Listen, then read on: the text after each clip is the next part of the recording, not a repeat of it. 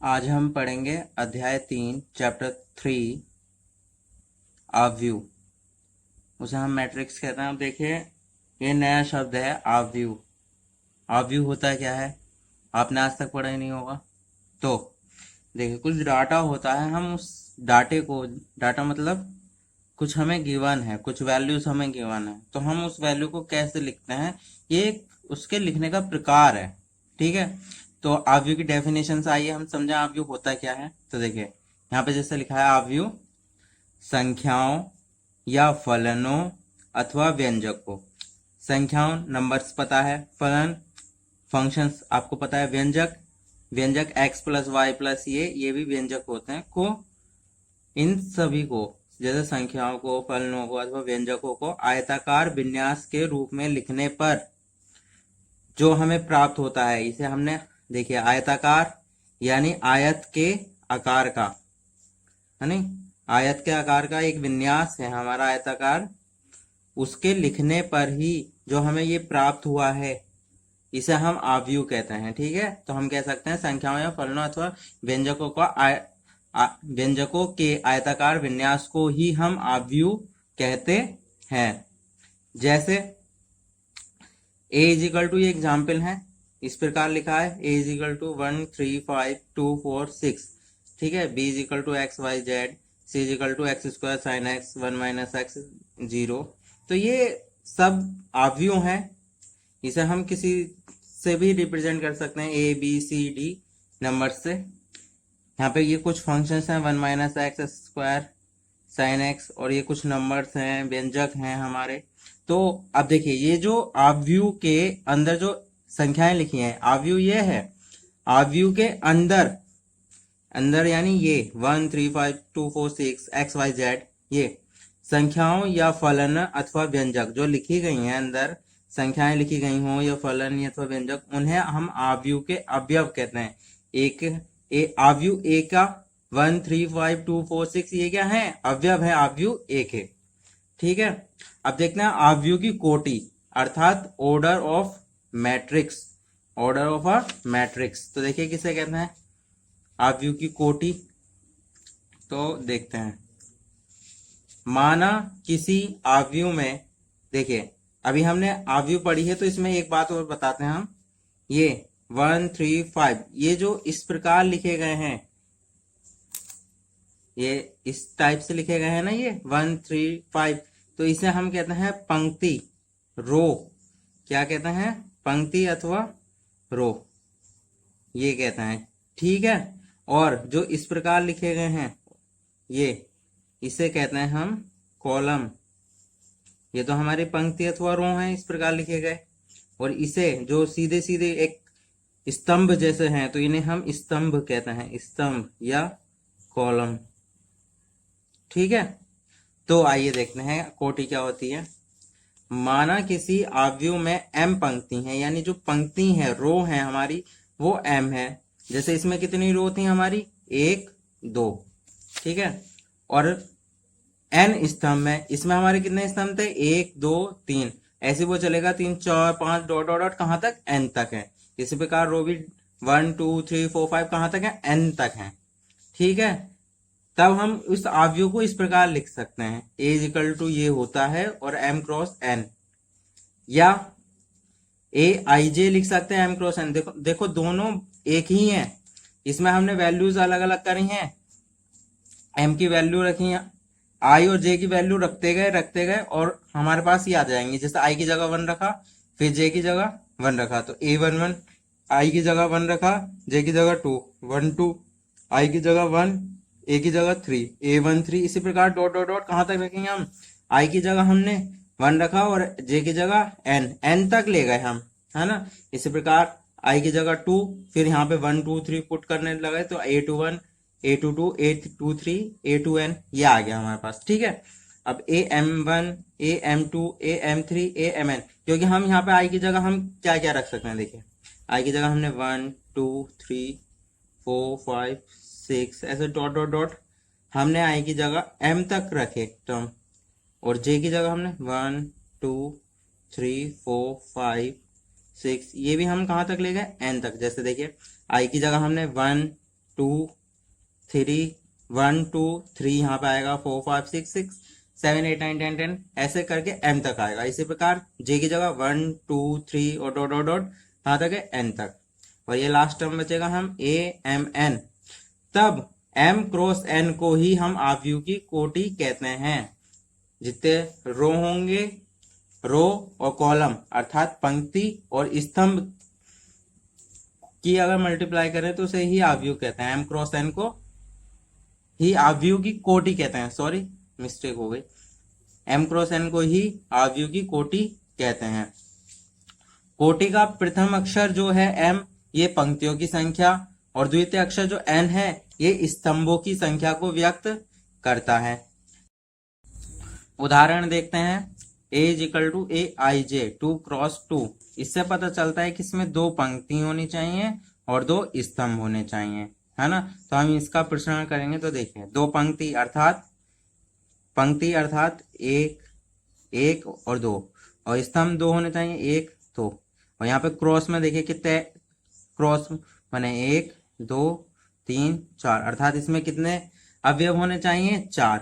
तो इसके लिए हम 1 1 कह देंगे, इसे 1 2 कह देंगे, इसे 2 1 कह देंगे और इसे 2 2। तो देखिए A1 1 A1 2 A2 1 A2 2, और इसकी कोटि क्या है 2 क्रॉस 2। तो अवयव की कोटि होती है 2 क्रॉस 2। 2 इंटू 2 है, मतलब होती नहीं है, मतलब कुछ भी हो सकती है कोटि। तो 2 इंटू 2 है, तो ये यहाँ पे पहला 2 पंक्ति को इंगित करता है, रिप्रेजेंट करता है, और दूसरा 2 स्तंभ को। आइए देखते हैं इसी प्रकार दूसरा example. a is equal to A I J 1 into 5, यानी इसमें पंक्ति होंगी एक पंक्ति है और स्तंभ होंगे 5। तो 1 2 3 4 5। तो इसे के पॉइंट गिन लेते हैं यहाँ पे। तो कितने हैं पॉइंट, 1 2 3 4 5। तो इसमें 5 एलिमेंट होंगे, A1 1 A1 2 1 3 1 4 1 5। तो देखिए इसी प्रकार हमने लिख दिया 1 क्रॉस 5, 1 क्रॉस 5 है ये। तो अवयव की कोटि जो है 1 इंटू 5 है। तो 1 क्या है पंक्ति और 5 क्या है स्तंभ। ठीक है, आगे अब देखते हैं हम क्या पढ़ेंगे। अब पढ़ते हैं हम अवयव के प्रकार, टाइप्स ऑफ मैट्रिक्स, यानी अवयव कितने प्रकार की होती है ये हम पढ़ने वाले हैं। टाइप्स ऑफ मैट्रिक्स, तो अवयव बहुत सारे अवयव के निम्नलिखित प्रकार हैं। तो आइए 1 बाय 1 हम पढ़ते हैं।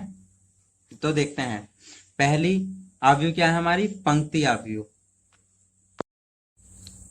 वह अवयव जिसमें केवल एक पंक्ति होती है पंक्ति अवयव कहलाती है। जैसे a is equal to A I J 1 into n। हमारे पास 1 क्या होता है, रो अर्थात पंक्ति। तो यहाँ पे रो कितनी है 1, केवल एक पंक्ति होगी, और कॉलम कितने भी हो सकते हैं, है ना। ये तो होता है कॉलम ऊपर से नीचे की ओर। तो कॉलम तो ये देखिए 1 2 3, 3 ही कॉलम है, और पंक्ति केवल कितनी है, एक। अर्थात ऐसा अवयव जिसमें केवल एक पंक्ति हो। और यहाँ पे देखिए ऐसे ही तो पुट करते हैं ना नंबर्स अवयव को, ए आई जे, आई की जगह 1 2 3 ऐसे कुछ भी रखते हैं। तो यहाँ पे आई की वैल्यू केवल और केवल 1 होगी, क्योंकि हम यहाँ पे 1 ही 1 पुट करेंगे। तो ऐसे A1 1, और जे हम कुछ भी रख सकते हैं 1 2 3 4। तो A1 1 आएगा, A1 2 आएगा, A1 3 A1 4 dot dot dot A1 n तक। तो हमारे पास एलिमेंट में जो कॉलम है वो तो n है, अवयव में जो कॉलम है वो तो n है, तभी n तक गया है ये। लेकिन रो की तो केवल एक ही है, इसलिए A1 1 है, ना कि ऐसे नीचे और रो नहीं बन रही है। ठीक है, तो ये कुछ एग्जाम्पल हैं। a is equal to 1 2 3 1 by 3 की अवयव है, इसे पंक्ति अवयव कहेंगे क्योंकि इसमें रो 1 है। इसी प्रकार इसमें भी रो 1 है, इसमें भी रो 1 है, तो इसे पंक्ति अवयव कहते हैं। तो हम कह सकते हैं पंक्ति अवयव की कोटि क्या होती है, 1 इंटू n होती है पंक्ति अवयव की कोटि। आइए पढ़ते हैं स्तंभ कोटि।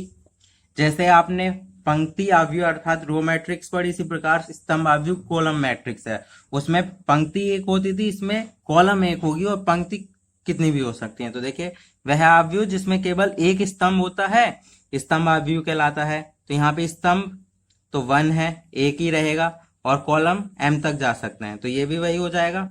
जैसे ए आई जे लिखा है, तो हम i की वैल्यू तो 1 2 3 डॉट डॉट डॉट m तक पुट कर सकते हैं, लेकिन j 1 ही रहेगा हमेशा। तो ये कुछ इस प्रकार हो जाएगा, A1 1 A2 1 A3 1 dot dot dot A N M one तक, तो कुछ इस प्रकार की बनेगी। ठीक है, तो इसे कहते हैं हम पंक्ति आव्यूह। आइए कुछ एग्जाम्पल देख लेते हैं इसके। देखिए उदाहरण ए 1 2 2 इंटू 1, देखिए यहाँ पे 1 है, यहाँ पे 1 है, यहाँ पे 1 है, तो ये सब क्या हो गई हमारी स्तंभ आव्यूह। इसे हम पंक्ति आव्यूह भी कह सकते हैं, स्तंभ आव्यूह भी कह सकते हैं, क्योंकि दोनों जगह 1 1 है। ठीक है, अब आते हैं वर्ग आव्यूह पर। वर्ग आव्यूह क्या होती है ना। तो देखिए वह आव्यूह जिसमें पंक्तियों की संख्या स्तंभों की संख्या के समान होती है। इसमें देखिए एक ही पंक्ति थी और उससे वो एक ही स्तंभ था और उससे ऊपर वाले में एक ही पंक्ति थी। और जब यहाँ पे क्या कहते हैं हम, स्तंभ और पंक्तियों की संख्या समान होती है, यानी जितने को स्तंभ होंगे, जितने स्तंभ होंगे उतनी ही पंक्तियां भी होंगी, तब वह आव्यूह जो कहलाएगी वर्ग आव्यूह कहलाती है। कोटि m क्रॉस n की कोई आव्यूह, अगर हमें वर्ग सिद्ध करने की कोटि m क्रॉस n की आव्यूह वर्ग आव्यूह है, तो वो कब होगी, जब m बराबर होगा n के, यानी number of rows equal to number of columns. ठीक है, तो इसे हम ए आई जे इस रूप में लिख सकते हैं m क्रॉस m। इसका मतलब है जितने एलिमेंट, जितनी रो होंगी उतने ही कॉलम। तो उदाहरण देखते हैं ए 1 0 0 1, तो देखिए इसमें दो तो रोज है और दो ही कॉलम है। इसमें देखते हैं 1 4 x 2 5 y 3 6 z, तो इसमें देखिए 1 2 3, 3 तो हो गई रो और कॉलम कितने 1 2 3, यानी 3 क्रॉस 3, और इत्यादि ऐसे ही कुछ एग्जाम्पल हो सकते हैं। अब देखिए विकर्ण आव्यूह। विकर्ण आव्यूह किसे कहते हैं, तो देखिए वह वर्ग आव्यूह, ये जो विकर्ण आव्यूह है एक वर्ग आव्यूह होगी। जैसे बताया कि m क्रॉस n इक्वल होंगे, रोज रो और कॉलम इक्वल होंगे m क्रॉस m के रूप में, तब वह वर्ग आव्यूह होगी। तो यहाँ पे वर्ग आव्यूह वह वर्ग आव्यूह जिसमें विकर्ण के अतिरिक्त अन्य सभी अवयव शून्य हो। विकर्ण जैसे एक आप आयत खींचते हो, आयत पता है आपके पास, आयत होता है उसमें एक विकर्ण खींचा जाता है, या वर्ग होता है उसमें एक विकर्ण खींचा जाता है। इसी प्रकार यहाँ पे देखिए जो ये विकर्ण है, इसमें इसके अलावा यहाँ पे जो विकर्ण आ रहा है इसके अलावा सभी अवयव शून्य हैं, तो ये है विकर्ण आव्यूह कहलाएगी। यहाँ पर देखिए ए आई जे 0 होगा जब आई इक्वल नहीं होगा जे के, और जब आई इक्वल होगा जे के, क्योंकि देखिए यहाँ पे ए 1 1 होता है, यहाँ पे भी ए 2 2 होता है, यानी आई और जे इक्वल है, आई जे इक्वल है। इसी प्रकार ए 1 1 ए 1 2 ए 1 ए 2 2 ए 3 3 होता है ना, ए 1 1 ए 2 2 ए 3 3, तो यहाँ पे देखिए आई इक्वल टू जे होता है। इसी प्रकार ये विकर्ण बन गए है ना। तो इसी प्रकार लिखा है फंक्शन, ये विकर्ण आव्यूह कहलाएगा कुछ इस प्रकार, जहां पे आई जे इस प्रकार होंगे कि आई बराबर जे के होगा तब वो 0 नहीं होगा, कुछ और एलिमेंट होंगे, और जब आई बराबर जे के नहीं होगा जैसे यहाँ यहाँ तो वो 0 होंगे। तो इसे हम विकर्ण आव्यूह कहते हैं। ठीक है, अब आते हैं हम नंबर 5 पे, अदिश आव्यूह। वह विकर्ण आव्यूह, यानी ये जो है अदिश आव्यूह जो है विकर्ण आव्यूह होगी, और विकर्ण आव्यूह क्या होती है, वर्ग आव्यूह भी होती है। ठीक है, तो वह विकर्ण आव्यूह जिसमें विकर्ण के सभी अवयव समान होते हैं, यानी जो हम विकर्ण ये हैं ये समान होते हैं, कांस्टेंट, जो यहाँ होगा वही यहाँ होगा, फिर वही जैसे यहाँ है वही ये है वही ये है। ठीक है, तो और विकर्ण आव्यूह है तो बाकी एलिमेंट तो 0 होंगे, बस एक विकर्ण के ही एलिमेंट कुछ ना कुछ होंगे। तो देखिए अब ये वर्ग आव्यूह भी है तो कोटि भी सेम होगी, यानी कॉलम और रो भी सेम होंगे, और विकर्ण है तो देखिए इसे यहाँ पे जो ए आई जे है वो इस प्रकार लिख सकते हैं हम, ए I J is equal to 0। 0 कब आएंगे, जब आई बराबर नहीं होंगे जे के, तब ये 0 हैं ही हमारे, क्योंकि यहाँ पे ए 1 2 होगा और 1 और 2 के इक्वल नहीं होता, इसलिए यहाँ पे 0 पुट है। ठीक है, और जब आई बराबर जे के होंगे तो एक के कांस्टेंट अचर पद आएंगे हमारे पास, है नहीं, जो बदले ना। तो जैसे यहाँ पे 8 है तो यहाँ पे भी 8, यहाँ पे भी 8, तो ये हो गई हमारी अदिश स्केलर मैट्रिक्स, अदिश आव्यूह। अब आता है तत्समक आव्यूह अर्थात आइडेंटिटी मैट्रिक्स। तो देखते हैं आइडेंटिटी मैट्रिक्स क्या होती है। वह वर्ग आव्यूह अर्थात विकर्ण आव्यूह, वह वर्ग आव्यूह जिसके विकर्ण के सभी अवयव एक होते हैं। अभी हमने बताया कि विकर्ण के अवयव कांस्टेंट यानी एक ही टाइप्स के होने चाहिए, लेकिन यहाँ पे तो विकर्ण के अवयव जो होते हैं 1 1 ही दे रखे हैं, ये देखिए 1 1 1, तथा अन्य सभी अवयव शून्य हो, बाकी सब एलिमेंट 0 हैं, तब उसको ही हम तत्समक आव्यूह या आइडेंटिटी मैट्रिक्स कहते हैं। तो इसे इस प्रकार लिखते हैं। तो देखिए AIJ तो AIJ क्या है, AIJ जहां पर AIJ बराबर होगा 0। कहाँ होगा 0, जब I बराबर नहीं होगा J के। और AIJ बराबर होगा 1 जब I इक्वल टू होगा J के। ठीक है, तो देखिए यहाँ पे 1 1 है क्योंकि I इक्वल टू J है, यहाँ पे 1 1। तो 3x3 की ये हो गई आइडेंटिटी मैट्रिक्स। और 2x2 कोटि की आइडेंटिटी मैट्रिक्स ये है 1 0 0 1। देखिए इसमें विकर्ण के अवयव 1 है। और ये है 4x4 की आइडेंटिटी मैट्रिक्स 1 1 1 1 0 0 0 0 0 0 0 0। यहाँ पे विकर्ण में 1 1 है, देख लीजिए। अब आते हैं हम शून्य अवयव पर। शून्य अवयव अर्थात जीरो और नल मैट्रिक्स। ठीक है, तो वह अवयव जिसके सभी अवयव शून्य होते हैं, ना विकर्ण का अवयव कुछ होगा ना बाकी, सभी अवयव शून्य होंगे, वह अवयव शून्य अवयव कहलाती है। जैसे AIJ M×n, यहाँ पे AIJ की वैल्यू हमेशा 0 होगी, चाहे I और J की वैल्यू कुछ भी पुट करते रहें। तो देखिए O से रिप्रेजेंट कर देते हैं जनरल शून्य अवयव को। तो देखिए O इक्वल टू 0, 1×1 की शून्य अवयव है, ये 1×3 की शून्य अवयव है, 3×3 की शून्य अवयव है, ये 2×2 की शून्य अवयव है। आइए अब आगे चलते हैं और देखते हैं आगे क्या टॉपिक है। तो आगे टॉपिक है हमारा अवयवों की समानता, इक्वालिटी ऑफ मैट्रिक्स। यानी दो अवयव या तीन अवयव, जितने भी अवयव हैं वो कैसे एक दूसरे के समान होंगे। तो इसकी दो कंडीशन है। जैसे इसमें लिखा है कि दो अवयव हैं AIJ M×n और BVIJ M×n। ये समान होंगे कब, जब इनकी कोटियां समान होंगी। जैसे देखिए इनकी कोटियां हमें समान ही नजर आ रही हैं, ये भी M×n है और ये भी M×n है। जब इनकी कोटियां समान होंगी। और दूसरी कंडीशन है कि अवयव A के संगत अवयव अवयव V के संगत अवयवों के समान होंगे। यानी जैसे ये 1 0 0 1, ये किसके इक्वल होगी 1 0 0 1 के। तो देखिए इसके अवयव समान है समान, और इसकी कोटि भी 2×2 है और इसकी कोटि भी 2×2 है। तो ये दो समान अवयव हैं।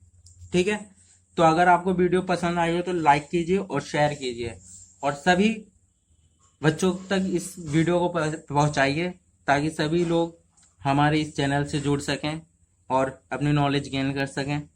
ठीक है, प्लीज़ कमेंट करके बताइएगा हमें कि वीडियो कैसी लगी।